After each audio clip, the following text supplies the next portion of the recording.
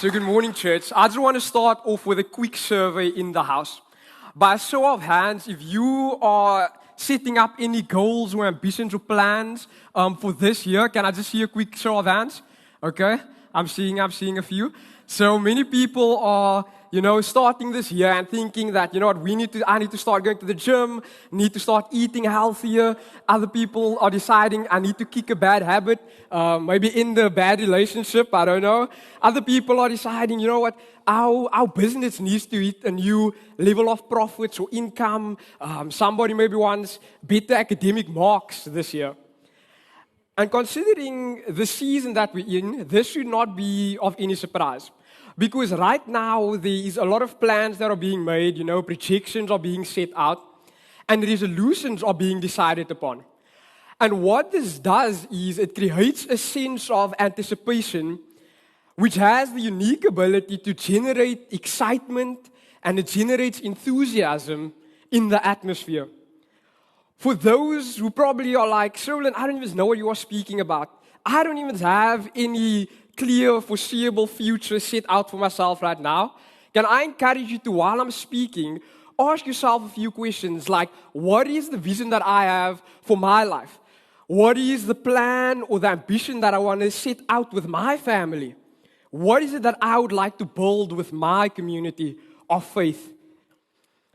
And asking these simple questions can bring about a fresh starting point for us to develop an incredible sense of direction when we sometimes feel rather purposeless or not even having any set out goal for our near future. Our decision to begin a certain course of action, or for some to bring to a stop an action that we do not really like, requires us to firstly take a sober-minded look at the factual reality about new beginnings or necessary endings as we start this year. Did you know that the US News and World Report states that the failure rate for New Year's resolutions or plans is about 80%? And most of the resolve and enthusiasm disappears by mid-February. So I know that seeing this statistic can be rather discouraging for those who have already set out the plan, but can I just encourage you and ask you to just hold on to whatever you already decided your heart's desire will be. This statistics about only 80% of people not even following through with the decision relates to an interesting psychological phenomenon that is known as the hedonic adaptation. This hedonic adaptation theory sheds a lot of light on why people do not tend to start not to finish what they start. And according to psychology professor Dr. Sonia Leon-Bursky, hedonic adaptation refers to how humans tend to quickly become accustomed or familiar to the initial excitement or at times the failure that we experience. This graph that we have here is a great example of our constantly turn to a neutral emotional state or psychological state. And what it tends to explain is how when we are going through life, we tend to experience these positive events that occur. Some people are starting a new job. Some people are getting married or, there's this positive event that occurs. And for some people, the way I like to think about it is that at the end of the month, everybody suddenly experiences this flare when that salary notification hit. Everyone's excited. They can't wait to get to Pick and Pay. And then immediately when we need to start spending that money, or we're becoming now a bit too familiar, our entire emotional or psychological well-being drops. And all of us experience this. And it's no surprise that right now in the season, we are likely where good things are happening. Although we need to be realistic and admit that for some people, everything is not as airy-fairy right now. And the season that we find ourselves in is one where the anticipation and the high might be simmering like energy through the atmosphere. Biblically, identifying the season that you are in is a crucial act. If we seek to establish a successful strategy with which we want to proceed into this year. And in the book of Ecclesiastes, we see that this biblical principle is amplified. We see when Ecclesiastes 3, verse 1 to 8, we are reminded that there is a season, there is a time appointed for everything. And a time for every delight and event or purpose under heaven. The scripture eventually goes on to say that, you know what, there are times when we need to realize and we need to be like, okay, it's time to strip down, it's time to tear down what was maybe built. There's times when we need to cast away what we have. And there's times where we need to actually reconcile and be like, you know what, we need to give up what was lost, as hard as it might be. More importantly, though, it continues to remind us that there will be a time for us to heal. There will be a time for us to regather, a time for us to recover in preparation for what is to come. Right now, as a community of faith, we are on the precipice. We are ready to build towards the future. And in the next few weeks, we will be outlining some of the incredible things that will be happening in Southside Church. And it just goes to show that our leadership is actually in tune to the voice of God and what He's saying for us as a people. And a wise man or a wise woman is an individual who has the ability to sit back and reflect and identify the season that they are in as an individual. For themselves, for their family, for their life group, for their church. And throughout the Bible, we are presented with these historical accounts of incredible men and women who overcame great trials because of the revelation that God divinely inspired in their hearts, that God spoke to them about, that they need to undertake a mission that will be an extraordinary course of action. And we see this with the likes of Moses. We see this with Esther, the prophet Elijah, with Ruth, and even with Jesus himself. However, there is a significant individual in the Bible who is often overlooked because he does not necessarily have this high and mighty title in front of his name. And many scholars refer to him as this layman. And this individual is named Nehemiah. So let me tell you about this character, Nehemiah, in the Bible. And in the book of Nehemiah, it documents how the Israelites, this group of people, found themselves in exile for approximately 70 years. Some people say that it was even up to 77 years. And the once great city of Jerusalem was decaying and it was damaged because of the attacks that the enemy so successfully executed against these people and against these individuals. And these Israelites are important people because Jesus was a descendant. His lineage runs through these people. And so for many years, Nehemiah finds himself living all the way in Babylon, a distant land away from the original promised land that the Israelites were promised from. And he finds himself living in Babylon. And the news comes to Nehemiah that the people of Jerusalem are distressed. These people, they are ashamed because of what was committed towards them and the fact that they were straying so far from God. And what it caused is for leaving them vulnerable to the acts of the enemies who were constantly seeking to just wreak havoc amongst these people. The walls that was meant to surround them was broken down. The gates that served as an entry point, it was burned down and it was devastating. And Nehemiah then sets out on a journey to Jerusalem in order to begin reconstruction of this protective barrier that surrounded the city of Jerusalem and the holy temple where they would enter into worship. And here we have a reconstructed image of what this hall looked like, of where that Nehemiah successfully ultimately builds. And although this hall was so significantly built, it was not just because it was a cool design, but it actually served as an indicator to all external individuals, all external forces, that the city was covered.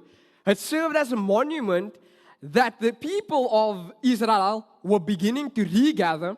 They were beginning to reclaim what was initially lost to them. And ultimately, Nehemiah understood that partaking in this was way more than partaking in some nice vision, but it would be a legacy that would show off God's glory, not his, God's glory, and it would ultimately end up with Jesus being born, Jesus entering those city gates, and ultimately bringing forth salvation. And when Nehemiah undertook this project, there was great unity among the people of Israel.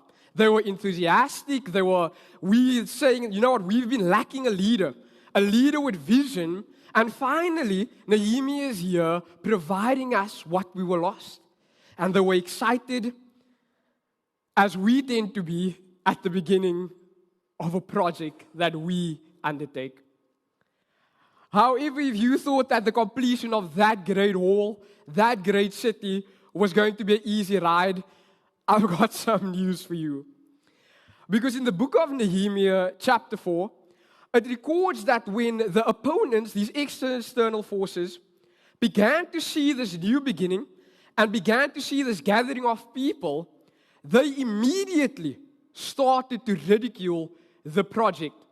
And one of the opponents, it says, Sanballat, was very angry when he learned that we were rebuilding the hall. He flew into a rage and he mocked these Jews, the Israelites, saying in front of his friends, trying to be the cool guy, and the Sumerian army of officers, saying that what does this bunch of poor, feeble Jews think that they are doing? Do they think that they can build a wall in a single day by just offering a few sacrifices? Do they actually think that they can make something of stones from a rubbish heap, and charred ones at that, they said sarcastically. And now I need to ask a quick question to ask yourself, how many of us actually know some guy like Sanballat in our lives? These individuals, they criticize the most, they have the most to say, but yet they do the least. And I must warn you that if you do not know a Sanballat in your life, there's a high likelihood that you are that Sanballat. So I'm asking you to take a good account of that. You see, this criticism and this negativity from these external forces who were seeking to deter the mission that they were on started to unfortunately, successfully grow internal divisions and doubt amongst the people. That some people were starting to actually ask, you know what, are we actually fit for purpose? Am I actually meant to do this? And suddenly those who were working on this construction started to complain, and they went to their leader. Nehemiah was the foreman of this construction, and they told him, Nehemiah, we are tired now. Are you sure God set it on your heart that this is what we should do? They asked him, they told him, we are unable to continue the work that we started. And we see amongst these Israelites that this hedonic adaptation theory actually starts to come into play here. Because if the beginning everyone was enthusiastic to begin and participate in a mission that was so extraordinary, the moment they were starting to experience some sort of resistance, familiarity, and difficulty, they started to begin complaining, starting to, nag a bit, start to moan and tell Nehemiah, we don't think this is something that we should partake in. And to solve this, Nehemiah had to re-strategize. He had to take a step back, and he had to figure out a fresh approach to complete the building of this monument. Unfortunately, despite the plotting the people were doing against them, the opposition was, displaying towards them, the construction of this great monument was actually successfully built. And eventually it would become a safe place for people to come, recover, for people to heal in these safe halls. and for people to worship and thank God for what He has done and is yet to do. And the crucial takeaway from the story of Nehemiah is that it is not enthusiasm, but it is endurance that will ultimately unleash God's promise over your life. And the vision or the desire that He has set upon your heart to achieve.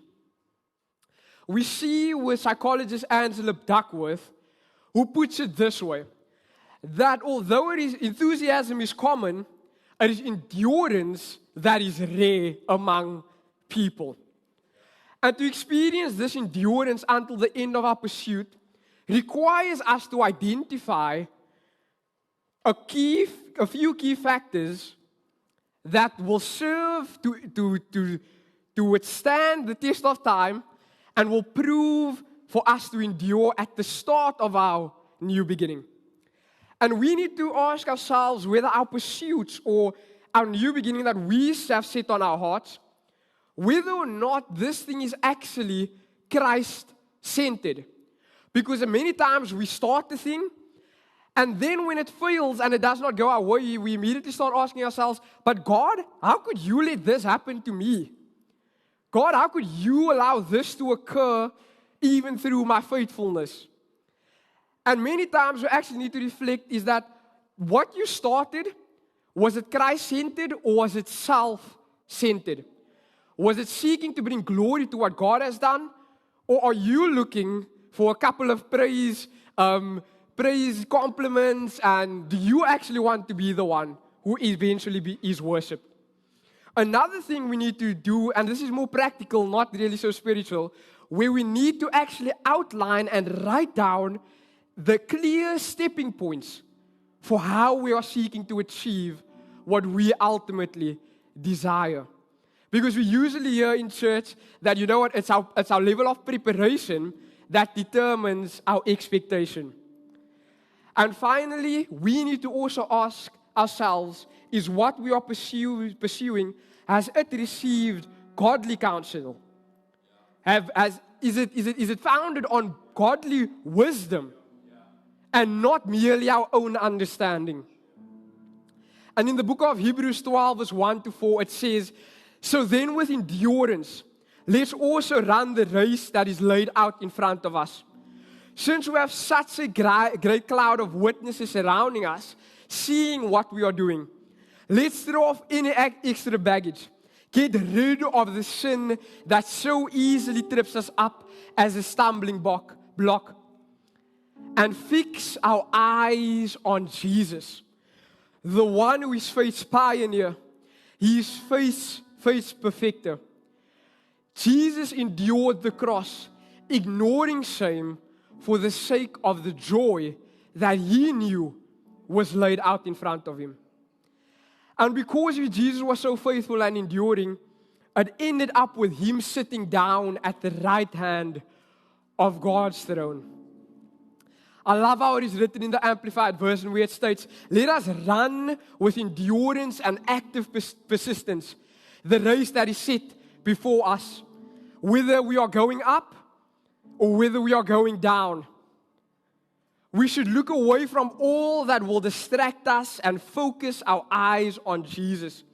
Jesus is the author. He is this perfecter of faith who for the joy set before Him, accomplishing the goal, endured the cross, disregarding the shame that might come with it, the ridicule that might come with it, and sat down at the right hand of the throne of God. And it encourages that when we are faced with this, we should consider and we should meditate on Him who endured from sinners such hostility against Him. Consider it all in comparison with your own trial, so that you will not grow weary and lose heart when there's such an important race that you need to run. And the central message of the scripture encourages us that even though enthusiasm will fuel your beginning, it is endurance that will get you to the end. In the same way that Jesus was subjected to great hostility and violence while in pursuit of His vision of salvation through the crucifixion. For Jesus, it was the key of his endurance that would unleash never-ending forgiveness and mercy towards us while we were so far from him, while we were getting it so wrong, and while we found ourselves stripped up in the very sin that he calls us to let go of. And you see, the core of the entire Bible, the core of the good news, the gospel, is that regardless of our past, regardless of our actions that we previously undertook, we can begin again. We can start afresh. And understanding the seasonal and the spiritual significance of a new beginning is that it is an opportunity for us to clear the slate, a chance to clear what has been and release the past and pursue a life that is unrestrained by the freedom that he desires for us. And this will allow us to become energized, not energized for enthusiasm, it will allow us to become energized to endure.